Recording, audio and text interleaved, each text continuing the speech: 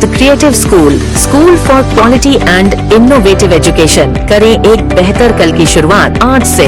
LA salon by Dhami, a luxurious ladies salon. Waqf amendment act के खिलाफ SIO unit बसों कल्याण की ओर से 9 अप्रैल को प्रोटेस्ट रैली का ऐलान। नमस्कार, मैं वर्षा रानी, आप देख रहे हैं बीके न्यूज। बीके न्यूज में आपका स्वागत है। SIO यूनिट बसों कल्याण की ओर से सिटी के रेड रोज कॉम्प्लेक्स में 8 अप्रैल 2025 को प्रेस मीट कर बताया कि 9 अप्रैल को सिटी के ऐतिहासिक किला मेन रोड से गांधी चौक, बसवेश्वर चौक से अंबेडकर चौक तक वक्फ अमेंडमेंट एक्ट के खिलाफ प्रोटेस्ट रैली निकाली जाएगी। बसों कल्याण के सभी मुस्लिम समाज के युवा, बुजुर्ग और लोगों से अपील की है कि इस एक्ट के खिलाफ प्रोटेस्ट में शामिल हो। इस तरह से SIO यूनिट बसों कल्याण प्रेसिडेंट ज़बीउल्लाह खान ने प्रेस मीट कर बताया। इस मौके पर district secretary Rauf Ali, SIO unit बसों कल्याण सेक्रेटरी मोहम्मद फैमुद्दीन, अब्दुल गफूर, जमीर शौस मौजूद रहे। आज की ये जो प्रेस कॉन्फ्रेंस है, इसको बुलाने का मकसद ये है कि हुकूमत हिंद ने,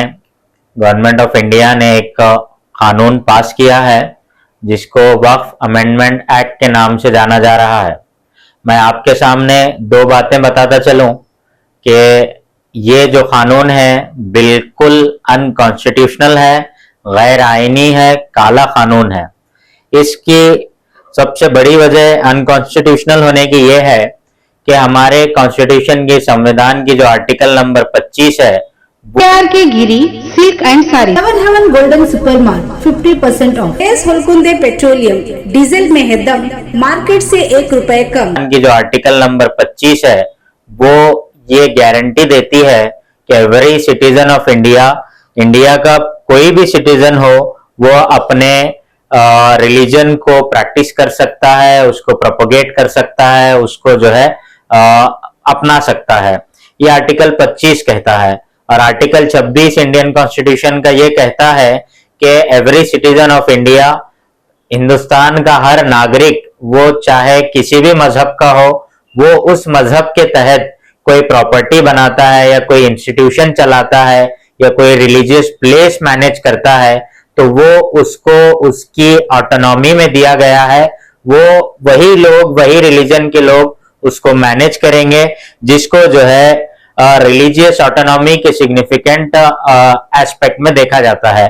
इसी के तहत आर्टिकल 27 में भी इसी तरीके की रिलीजियस फ्रीडम्स हैं। 28, 29 यहाँ तक के आर्टिकल नंबर 30 तक जो है इंडियन कॉन्स्टिट्यूशन के ये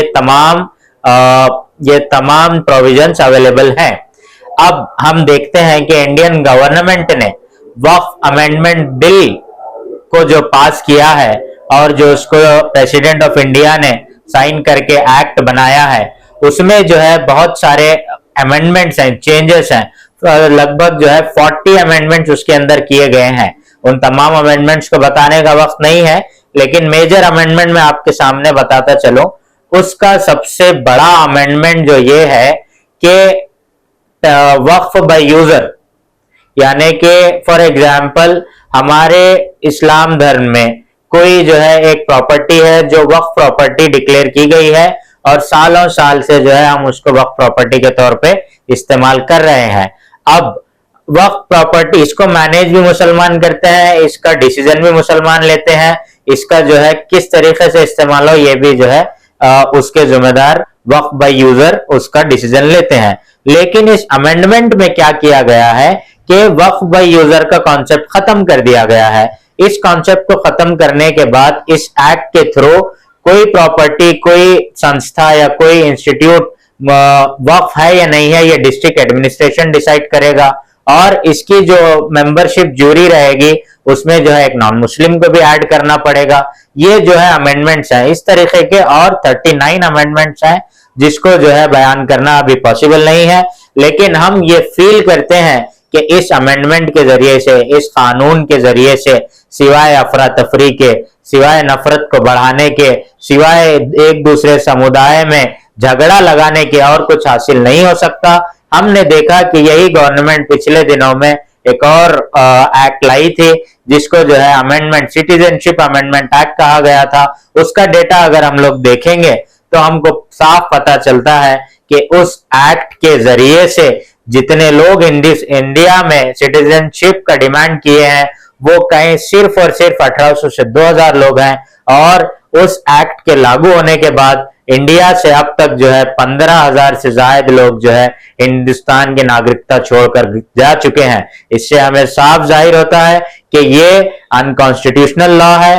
वक्फ अमेंडमेंट एक्ट के खिलाफ हम लोगों को आवाज उठाना है और इस एक्ट को रिमूव करने तक, रिवोक करने तक हम लोगों को अपनी आवाज हर तरीके से उठाना है। इसी जिमन में Student Islamic Organisation of India Basava Kalyan unit की जानिब से बरोज चारशुम्बा वेडनेसडे के दिन सुबह 10:30 बजे से हमारा जो बसव कल्याण का ऐतिहासिक किला है वहां से जो है अंबेडकर चौक तक एक अजीम शान एहतजाजी रैली इस अमेंडमेंट एक्ट के, वक्फ अमेंडमेंट एक्ट के खिलाफ रखी गई है। तो मैं आप तमाम हजरात से, तमाम लोगों से बिला मजहब व मिल्लत, बिला मसलक के, हर मसलक के लोगों को, हर मजाहिब के लोगों को, हर उस आदमी को दावत देता हूं जो हिंदुस्तान के कानून में, हिंदुस्तान के दस्तूर में, इंडियन कॉन्स्टिट्यूशन में भरोसा रखता है और वो चाहता है कि ये हिंदुस्तान इंडियन कॉन्स्टिट्यूशन के हिसाब से चले।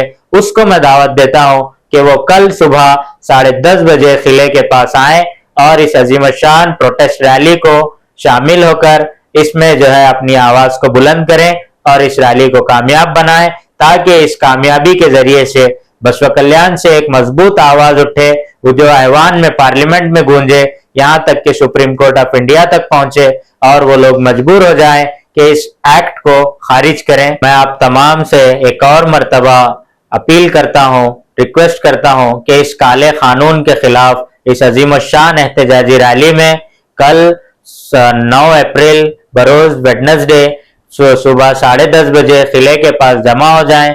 वहां से ये प्रोटेस्ट रैली शुरू होगी। ये रैली जो है किले से शुरू होकर गांधी चौक पहुंचेगी, गांधी चौक से बसवेश्वर चौक और वहां पे अंबेडकर चौक पे आकर ये रैली खत्म होगी।